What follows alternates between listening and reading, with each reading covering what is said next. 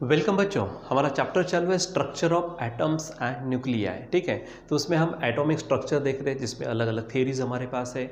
उसमें से हमने यहाँ पर बोर्स की थेरी जिसको यानी उस थेरी को बोर ने 3 पोस्टुलेट में क्या किया था, डिवाइड किया था। वो तीनों पोस्टुलेट हमने देख चुके हैं। यानी फर्स्ट पोस्टुलेट क्या होता है, सेकंड पोस्टुलेट क्या है, ठीक है, थर्ड पोस्टुलेट। तो फर्स्ट पोस्टुलेट मैथमेटिकली अगर देखेंगे तो mv² r is equal to 1/4πε0 e²r²। अगर हाइड्रोजन आइटम है, क्योंकि वहाँ पे एक एच एटम है, ठीक है, तो अगर मान लीजिए कि नंबर ऑफ एटम है तो वहाँ पे ज़्यादा का हम z लगा देते हैं। ठीक है, उसके बाद में जो सेकंड था, तो सेकंड हमारे पास में किसके संबंध में है, एंगुलर मोमेंटम। तो एंगुलर मोमेंटम यल या फिर आप mvr बोल सकते हैं, इज इक्वल टू nh/2π, ये देखा हमने।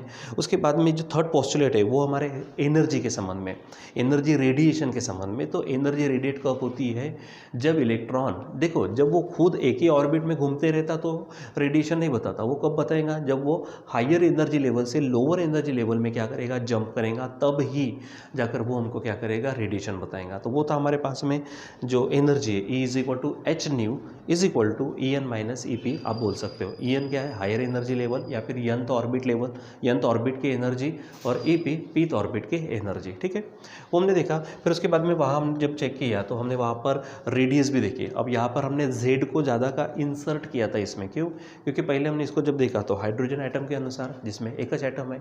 फिर अगर मान लीजिए कि किसी दूसरे एटम्स को भी लगता है तो कितने एटम है उसके ऊपर डिपेंड करता। Z एटम है समझो तो Z ज़्यादा का डाल देना। तो यहाँ पर हमारे पास ये रेडियस का फार्मूला था। उसके बाद में लास्ट टाइम हमने देखा एनर्जी ऑफ इलेक्ट्रॉन। तो एनर्जी ऑफ इलेक्ट्रॉन कितनी मिली यहाँ पर हमको, तो टोटल एनर्जी ऑफ इलेक्ट्रॉन वो थी हमारे पास -mz²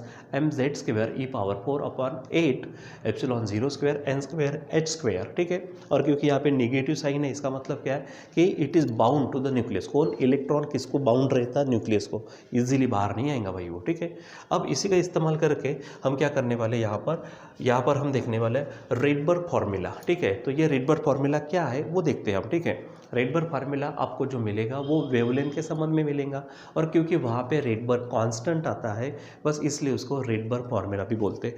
तो क्या चीज़ है, तो ये देखते हैं। तो यहाँ पर रेडबर्ग फार्मूला, और ये फार्मूला मिलने के बाद में, यानी यहाँ पर जब हमको वेवलेंथ मिलेंगी, ठीक है, उस वेवलेंथ का इस्तेमाल करके, ध्यान में रखो, उस वेवलेंथ का इस्तेमाल करके हम स्पेक्ट्रल लाइंस, उनकी सीरीज़, जो 4-5 सीरीज़ है उसको देखते हैं हम। ठीक है, तो पहले तो रेडबर्ग फार्मूला देख लेते हैं। यहाँ पर जो हमें यूज़ करना है तो वहाँ पे एनर्जी के फार्मूले का इस्तेमाल करना है। अब जैसे कि हमने कहा था क्या, कि इलेक्ट्रॉन रेडिएट कब करेगा, यानी एनर्जी लिबरेट कब करेगा, जब वो अपने इसमें घूमते रहेगा, तब नहीं, जब वो हायर एनर्जी लेवल से लोअर एनर्जी लेवल में क्या करेगा, जंप करेगा। हाँ, ये बात अलग है कि उसको हायर एनर्जी लेवल में जाने के लिए भी एनर्जी लगेंगी, जिसको हम आयोनाइजेशन एनर्जी वगैरह बोलते हैं, या फिर एक्साइटमेंट एनर्जी बोलेंगे, जो उसको सप्लाई करनी पड़ती है। और जब वो एक्साइटेड स्टेट में आता तो वो बाहर रह ही नहीं पाता, तो उसको नीचे आना होता है, ग्राउंड स्टेट में आएगा वो। ठीक है, तो जब भी वो ऊपर के एनर्जी लेवल से नीचे के एनर्जी लेवल में आएगा तो जो एक्स्ट्रा अमाउंट ऑफ एनर्जी है वो बाहर फेंक देगा, और वो जो रेडिएशन होगा उसकी जो वेवलेंथ होगी, उस वेवलेंथ का फार्मूला, ठीक है, हमको निकालना है, जो रेडबर्ग फार्मूला कहलाएगा। ठीक है, सबसे पहले तो सिंपल ही है, ये स्टेटमेंट ध्यान में रखना क्या, कि when electron jumps from higher energy level to the lower energy level then it radiates the energy. ठीक है, अब मान के चलो कि जैसे अगर मान लो कि यहाँ पर अगर यहाँ पर मैं थोड़ा सा ये बता दूँ, ये हमारे पास में क्या है, ये इस तरह से एक हायर एनर्जी लेवल है समझो, और उसी में मैं बताता ये छोटी सी, ठीक है, यहाँ पर एनर्जी लेवल है समझो ये। ठीक है, इलेक्ट्रॉन अगर मान लीजिए कि यहाँ पर, ठीक है, यहाँ इलेक्ट्रॉन हमारे पास में, यहाँ इलेक्ट्रॉन है समझो, और यहाँ से वो जंप करता है कहाँ पे, यहाँ पर, और यहाँ पे न्यूक्लियस है समझो। ठीक है, तब जाके वो एनर्जी को क्या करेगा, लिबरेट करेगा। मान लीजिए कि ये जो है, ये हमारी जो एनर्जी लेवल है, इसको मैं यंत्र एनर्जी लेवल बोल दूंगा। ठीक है, ये हमारे पास में क्या है, यंत्र एनर्जी लेवल या फिर यंत्र ऑर्बिट, जो अंदर की है वो पीथ एनर्जी लेवल यानी पीथ ऑर्बिट है। ठीक है, suppose the electron jumps from यंत्र ऑर्बिट टू द पीथ ऑर्बिट। ठीक है, आप यहाँ पे दूसरे सफिक्सेस ले सकते हो, यम यन वगैरह ले सकते हो, कोई फर्क नहीं पड़ता। ठीक है, कहाँ से कहाँ आ रहा है वो, यंत्र ऑर्बिट से पीथ ऑर्बिट में आ रहा है। ठीक है, तो सबसे पहले हम क्या करेंगे, यहाँ पर हमारे पास में जो फार्मूला है टोटल एनर्जी का, ठीक है, टोटल एनर्जी ऑफ इलेक्ट्रॉन, ठीक है, कहाँ से, तो यंत्र ऑर्बिट के लिए टोटल एनर्जी। ठीक है, यहाँ पर देखो यंत्र ऑर्बिट है तो यहाँ पर यन होगा, तो टोटल एनर्जी ऑफ इलेक्ट्रॉन क्या कहेंगे हम, टोटल एनर्जी ऑफ इलेक्ट्रॉन, ठीक है, फॉर nth ऑर्बिट, ठीक है, यहाँ पर हेडिंग डालेंगे फॉर nth ऑर्बिट, ठीक है, nth ऑर्बिट बोलो या फिर nth एनर्जी लेवल बोलो, तो फॉर nth ऑर्बिट, ठीक है, क्या हमारे पास में total energy is equal to minus M Z square E power 4 upon 8 epsilon 0 square N square H square, ठीक है। अब वो कहाँ पे आ रहा है, pth ऑर्बिट पे आ रहा है, तो यहाँ पर हेडिंग डाल देंगे, क्या बोलेंगे हम, फॉर, ठीक है, थोड़ी मार्जिन ले लो यहाँ पर, इजी हो जाएगा मुझे लिखने में, ठीक है।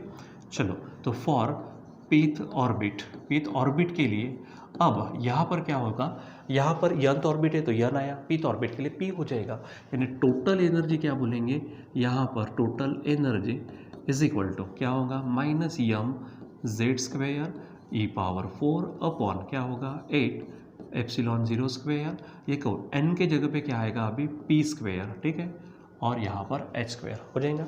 अब यहाँ पर आप थोड़ा सा इसको थोड़ा सा नाम बदल कर यहाँ पर नाम ले सकते हो, यहाँ पर आप En बोलेंगे, यानी एनर्जी ऑफ nth ऑर्बिट, यहाँ पर नाम बदल कर मैं क्या कर देता हूँ, या इसको नाम दे देते EP, यानी एनर्जी ऑफ pth ऑर्बिट, ठीक है। अब मान के चलो वो कहाँ से आ रहा है, nth ऑर्बिट से pth ऑर्बिट में, तो nth ऑर्बिट की एनर्जी ज़्यादा है, pth ऑर्बिट की कम, ऐसे ले लेते, तो लेट क्या बोलेंगे हम कि En is greater than EP, En is greater than EP। इनके बीच में जो डिफरेंस होगा वो डिफरेंस इतनी ही एनर्जी बाहर जाती है जो h न्यू के बराबर होती है, ठीक है, यानी क्या बोलेंगे, एनर्जी रेडिएटेड बाय, क्या बोलेंगे हम, energy radiated bye electron, energy radiated bye electron किसके बराबर होती है, इज क्या है वो कितनी होती है, तो h न्यू होती है, जो किसके बराबर होती है, तो it is the difference between the energies of respective energy levels, यानी यहाँ पर En माइनस EP आप यहाँ पर बोल सकते हो, ठीक है। चलो अब इसमें क्या करते हैं, फार्मूला रख देते हैं, ठीक है, जो जो चीज़ें हमारे पास में रख दो। सबसे पहले तो h न्यू है बच्चों यहाँ पर, तो h न्यू आपको मालूम है, ठीक है, जैसे हमारे पास c इज इक्वल टू क्या है n लैम्डा, तो n की जगह पे न्यू रखते तो न्यू लैम्डा भी बोलेंगे, ठीक है, तो न्यू इज इक्वल टू क्या हो जाएगा c बाय लैम्डा। अब ये बताने की ज़रूरत नहीं, c क्या है, लाइट की स्पीड है, ठीक है, यानी स्पीड ऑफ लाइट, और लैम्डा क्या है, वेवलेंथ है, ठीक है, वेवलेंथ ऑफ रेडिएशन बोल सकते हैं। सो ये न्यू की जगह पे आप क्या पुट करेंगे, c बाय लैम्डा हो जाएंगे इस तरह से। अब यहाँ पे देखो En, तो En ये है हमारे पास माइनस m जेड स्क्वेयर ई पावर 4 अपॉन क्या है 8 एप्सिलॉन 0 स्क्वेयर n स्क्वेयर, और ये h स्क्वेयर माइनस, ठीक है, EP। तो EP देखो आप, EP हमारे पास ये है, क्योंकि माइनस है तो मैं ब्रैकेट ले लूँ, तो यहाँ पर फिर से m जेड स्क्वेयर ई पावर 4 अपॉन क्या होगा 8 एप्सिलॉन 0 स्क्वेयर, अब n के जगह पे क्या होने वाला है, p स्क्वेयर और h स्क्वेयर हो जाएगा। ये वैल्यूज़ हमने यहाँ पर रख दी, ठीक है। अब बच्चों देखो इसमें से ना जो पार्ट कॉमन है हम उसको निकाल देंगे। दूसरी बात, यहाँ पे माइनस माइनस प्लस होगा, यानी यहाँ पे जो बचेगा वो प्लस वाला होगा, ये माइनस वाला, तो इसमें से जो कॉमन पार्ट है उसको मैं निकाल दूँ। देखो m है, z स्क्वेयर है सब में, ई पावर 4 है दोनों में, ठीक है, नीचे में 8 है, एप्सिलॉन 0 स्क्वेयर है, और h स्क्वेयर है, ठीक है, ये पूरा कॉमन पार्ट है। अब इसमें से देखो तो कौन बचा है, यहाँ पर n स्क्वायर बचा, ठीक है, लेकिन माइनस में, ठीक है, लेकिन n स्क्वायर नीचे है तो माइनस 1/n स्क्वायर होगा, और ये माइनस माइनस प्लस यहाँ पर से सब निकल गया तो 1/p स्क्वायर होगा, तो ये प्लस वाले को मैं पहले लिखता हूँ, यानी यहाँ पर होगा 1/p स्क्वायर, ठीक है, और माइनस क्योंकि यहाँ पर बचने वाला है 1/n स्क्वायर, ठीक है, ये हो जाएगा इस तरह से। अब आप यहाँ पर एच सी बाय लैम्डा है, तो मैं 1 एक काम करते हैं, यहाँ पे नेक्स्ट स्टेप में करते हैं, एच सी बाय लैम्डा है, ठीक है। अब यहाँ हम काम करते हैं, ठीक है, तो 1 लैम्डा रखते हैं, तो ये 1 लैम्डा रखा मैंने, एच और सी को नीचे भेज दो आप, ठीक है, तो क्या हो जाएगा, तो ये m जेड स्क्वेयर ई पावर 4 अपॉन, ये देखो ये बच्चों 8 है हमारे पास, ये एप्सिलॉन 0 स्क्वेयर लिख लिया मैंने, ठीक है। अब ये c नीचे गया, यहाँ पर ये h भी नीचे गया, h और h स्क्वेयर ये बन जाएगा h क्यूब, ठीक है, होगा ऐसा। और यहाँ ब्रैकेट में मैं लिख दूँ 1/p square minus 1/n square, हो जाएगा ऐसा, ठीक है। अब ये जो हमको क्या मिला, यहाँ पर 1 लैम्डा मिला, ठीक है, यहाँ पर क्या मिला है 1 लैम्डा, ये हमारी वेवलेंथ है। अब इसमें से ये जेड स्क्वेयर को छोड़ दो तो बाकी जो भी है एक कांस्टेंट देंगे हमको, ठीक है। तो यहाँ पर मैं पुट करता हूँ, देखो क्या क्या है, ये m, फिर उसके बाद e पावर 4, ठीक है। इसके बाद क्या हमारे पास e पावर 4 है, उसके बाद नीचे 8 एप्सिलॉन 0 स्क्वायर, ये c भी है और ये h क्यूब भी है, ठीक है। इसकी जगह पे मैं रखता हूँ कैपिटल R, जिसको हम रेडबर्ग कांस्टेंट अब बोल सकते हैं, ठीक है। इसको क्या बोलेंगे, रेडबर्ग कांस्टेंट, ठीक है, रेडबर्ग कांस्टेंट, जिसकी वैल्यू आप ध्यान में रखना 1.097 इंटू 10⁻⁷ मीटर इनवर्स, ठीक है। ये हो जाएगा। अब ऐसा क्यों, इसकी अगर यूनिट अगर निकालना है, ये नंबर से बच्चों, ठीक है, एनर्जी लेवल से ना, वो ये नंबर से, यहाँ पे जेड्स ये भी नंबर है, ठीक है। और ये पूरे के जगह पे हमने ये आर रखा, ठीक है। तो इधर में सामने कौन हो गया 1/λ। लैम्डा क्या है, वेवलेंथ, वेवलेंथ को मीटर में मेजर करेंगे, लेकिन 1/λ होने के कारण मीटर इनवर्स हो जाएगा, इसलिए ये, ठीक है। तो ध्यान में रखना किसके जगह पे ये पूरी वैल्यू जब आप सॉल्व करेंगे, घर पे सॉल्व करके देख सकते हो। ये हम क्या है, मास ऑफ इलेक्ट्रॉन, ये चार्ज है, एप्सिलॉन 0 की वैल्यू आपको मालूम है, सी की वैल्यू मालूम है, एच की वैल्यू मालूम है। ये पूरी वैल्यू रखने के बाद ये कांस्टेंट जो है कैलकुलेशन करने के बाद जो वैल्यू आएंगी that will be 1.097 10⁻⁷ metre inverse, ठीक है। अब ये वैल्यू अगर मैं यहाँ पे रख दूँ ना, ठीक है, सो सिंपली फार्मूला क्या हो जाएगा, ये फार्मूला होगा 1/λ इज इक्वल टू, ठीक है। देखो जेड स्क्वायर को मैंने नहीं लिया है इसमें, तो जेड स्क्वायर होगा, साथ में आर, ठीक है, और ब्रैकेट में हो जाएगा यहाँ पर 1/p² माइनस 1/n² हो जाएगा ऐसा, ठीक है। अब यहाँ पर आप क्या कर लो, इसको पैक कर देते हैं हम, ठीक है। सो ये हमारे पास में जो फार्मूला मिला, इस फार्मूले को बच्चों हम कहेंगे रेडबर्ग फार्मूला। इस फार्मूला को क्या कहेंगे हम, रेडबर्ग फार्मूला। एक्चुअली आप इसको बोर फार्मूला भी बोल सकते हैं, ठीक है। क्या बोल सकते हो, बोर फार्मूला या फिर रेडबर्ग फार्मूला। रेडबर्ग फार्मूला इसलिए क्योंकि रेडबर्ग का कांस्टेंट हमने आर रखा है वहाँ पर, बोर फार्मूला क्योंकि बोर की थ्योरी का इस्तेमाल किया है यहाँ पर हमने, दिस इज रेडबर्ग फार्मूला। अब क्या था ना कि कभी कभी जब सिलेबस चेंज हो जाता तो कुछ कुछ चीज़ें थोड़ी चेंज होती है, जैसे लास्ट सिलेबस यानी जो इसके पहले वाला सिलेबस था, अब उसको बोर्स फार्मूला नाम दे देते। अब इस बार के सिलेबस में उन्होंने इसको नाम दे दिया रेडबर्ग फार्मूला, ठीक है। क्या बोलेंगे हम, दिस इज रेडबर्ग फार्मूला, ठीक है। इसको क्या कहेंगे हम, रेडबर्ग फार्मूला कहेंगे, ठीक है। ये ध्यान में रखना। अब यहाँ पर हमारे पास में ये जो है, आप यहाँ पे स्पेशली चेक करो, ये Z है, ठीक है। अगर ये हम हाइड्रोजन एटम के लिए बात करते हैं तो उसके लिए क्या होता है कि Z तो 1 ही हो जाएगा, ठीक है। फॉर हाइड्रोजन एटम उसमें 1H इलेक्ट्रॉन है, ठीक है। सो उसके लिए Z क्या हो जाएगा, 1 होगा, ठीक है। सो डायरेक्ट अगर फार्मूले की बात करेंगे, सो फार्मूला थोड़ा सा चेंज हो जाएगा। फॉर हाइड्रोजन एटम क्या बोलेंगे हम, फॉर हाइड्रोजन एटम, ठीक है, Z इज इक्वल टू 1, यानी यही फार्मूला हल्का सा मॉडिफाई होके क्या बन जाएगा, 1/λ इज इक्वल टू Z 1 हो गया, छोड़ दो, यानी यहाँ पर आएगा R in the bracket 1/p² minus 1/n², ये हो जाएगा, ठीक है। ये आपको थोड़ा ध्यान में रखना है, रहेगा ध्यान में। सो ये आपके पास में क्या है, रेडबर्ग फार्मूला है, ठीक है। तो ये देखिए आप इसको बराबर, यहाँ पर हमारे पास है रेडबर्ग फार्मूला, ठीक है। यहाँ से शुरुआत की हमारे रेडबर्ग फार्मूला, ठीक है। ये हमारे पास रेडबर्ग फार्मूला, ठीक।